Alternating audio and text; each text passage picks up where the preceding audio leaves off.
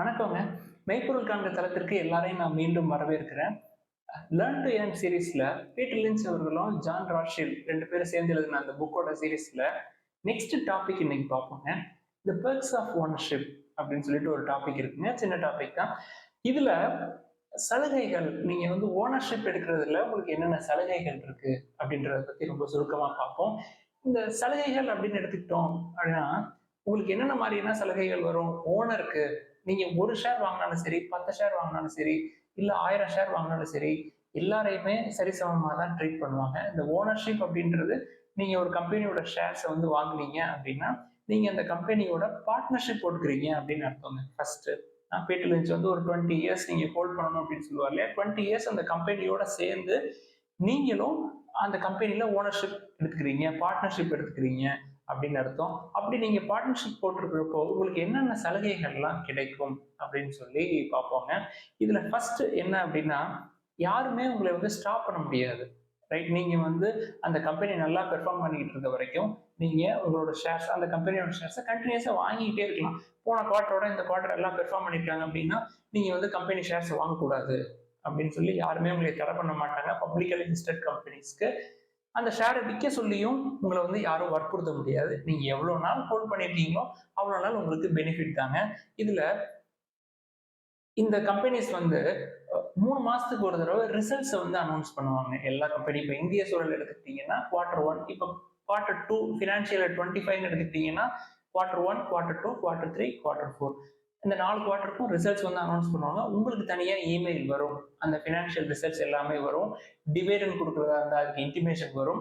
வந்ததுக்கு அப்புறம் உங்களுக்கு டிவிடெண்ட் போட்டுட்டோம் அப்படின்னு சொல்லி எத்தனை ஷேர் வச்சிருக்கீங்களோ அத்தனை ஷேருக்கு ஒரு ஷேருக்கு எவ்வளவு டிவிடெண்ட், போனஸ் வந்தா போனஸ், ஸ்பிளிட் வந்தா ஸ்பிளிட் எல்லாமே உங்களுக்கு கிடைக்கும். மீட்டிங், அதாவது குவார்டர்லி ரிசல்ட்ஸ் அனௌன்ஸ் பண்ணிட்டு ஜெனரல் மீட்டிங் நடத்துவாங்க. ஓட்டிங் உங்களுக்கு ரைட்ஸ் இருக்குங்க. ஒரு ஷேருக்கு ஒரு ஓட் நீங்க போடலாம். ரைட்? இது எல்லாமே ஷேர் ஹோல்டர்ஸ் கிடைக்கும். இது எல்லாமே பெர்க்ஸ் ஆஃப் ஓனர்ஷிப். இது மட்டும் இல்லைங்க. இப்போ ஃபார் எக்ஸாம்பிள், நான் முன்னாடி ட்ரைடன்ட் அப்படின்னு சொல்லிட்டு ஒரு கம்பெனி வச்சிருக்கேன் ரொம்ப நாளைக்கு முன்னாடி. அந்த ட்ரைடன்ட் வச்சிருக்க ஷேர் ஹோல்டர்ஸ் எல்லாத்துக்குமே ஒரு குறிப்பிட்ட வெப்சைட்ல நீங்க கிளாத்ஸ் பர்ச்சேஸ் பண்ணீங்க அப்படின்னா, ட்ரைடன்ட் ஷேர் ஹோல்டர் இருந்தீங்கன்னா உங்களுக்கு கூப்பன் கோட் எனக்கு கொடுத்தாங்க. அதை வச்சு நான் எல்லாம் வாங்கியிருக்கிறேங்க. இப்போ ரீசெண்டா ரிலாக்ஸோ ஃபுட்வேர்ஸ் அப்படின்னு சொல்லிட்டு ஒரு கம்பெனி இருக்கு. அந்த கம்பெனில நான் ஷேர்ஸ் வச்சிருக்கேன். அந்த கம்பெனிஸ்ல இருந்து எனக்கு நான் ஒரு 100 ஷேர் வச்சிருக்கேன்னு வச்சுக்கோங்களேன். அதுல எனக்கு கூப்பன் கோட்ஸ் கொடுத்துருக்காங்க. நான் இதுல காட்டுறேன் உங்களுக்கு. 3 கூப்பன் கோட் கொடுத்துருக்காங்க. இது எல்லாமே பெர்க்ஸ் ஆஃப் ஓனர்ஷிப்.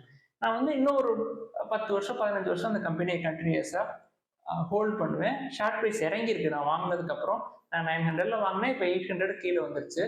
நான் குறைய 1 2 வாங்கிட்டு தான் இருக்கேன் அதை. பட் இது எல்லாமே அந்த கம்பெனில ஓனர்ஷிப் எடுத்துருக்கிறதுனால எனக்கு கிட்டத்தட்ட 1000, 1500, 2000 ரூபாய்க்கு நான் பொருள் வாங்கினேன் அப்படின்னா எனக்கு கூப்பன் கோட் யூஸ் பண்ணி நம்ம அந்த ஆஃபர்ஸை யூஸ் பண்ணிக்கலாம். இது பர்டிகுலர் ரிலாக்ஸோ இப்போ ஷேர் ஹோல்டர்ஸ் எனக்கு கொடுத்துருக்காங்க, மற்ற ஷேர் ஹோல்டர்ஸ்க்கும் கொடுத்துருப்பாங்கன்னு நான் நம்புறேன். இதுல இந்த பப்ளிக்கலி லிஸ்டட் கம்பெனிஸ் எதையுமே ஷேர் ஹோல்டர்ஸ்ல இருந்து மறைக்க கூடாது. எல்லாத்தையுமே உங்களோட மீட்டிங்ல சொல்லணும்.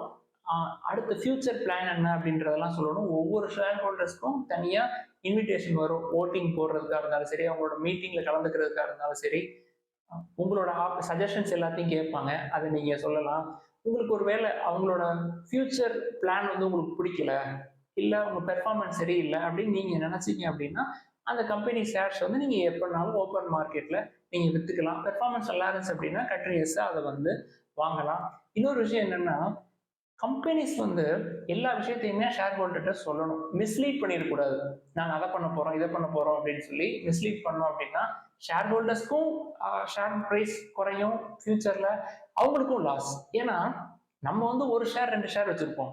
ப்ரமோட்டர்ஸ் அப்படிங்கிறவங்க கிட்டத்தட்ட 50% மேல வச்சிருப்பாங்க. ரைட்? 70%, 75% வரைக்கும் வச்சுக்கலாம். பட் 30ல இருந்து 50% வரைக்கும் வச்சிருப்பாங்க. ஷேர் பிரைஸ் ஓவராலா குறையிறப்ப அவங்களுக்கும் லாஸ் தான். ஸோ ரொம்ப ரொம்ப டிரான்ஸ்பரண்டா அவங்களோட விஷயம் எல்லாமே இருக்கும். நம்ம என்ன புரிஞ்சுக்கிறோம் அப்படின்னா, எந்த கம்பெனிஸ் இந்த விஷயங்கள்லாம் ரொம்ப டிரான்ஸ்பரண்டா இருக்கிறாங்க, டிவிடெண்ட் ரெகுலரா தர்றாங்க, ஒரு 20% ரீஇன்வெஸ்ட் பண்றாங்க, கண்டினியூஸா க்ரோத்துக்கு ஒரு பர்ஃபெக்டான பிளான் அவங்க கையில இருக்கு, அந்த மாதிரி கம்பெனிஸா பார்க்குவாங்க. கிட்டத்தட்ட 4000, 4500 ஸ்டாக் இருக்கலாம்.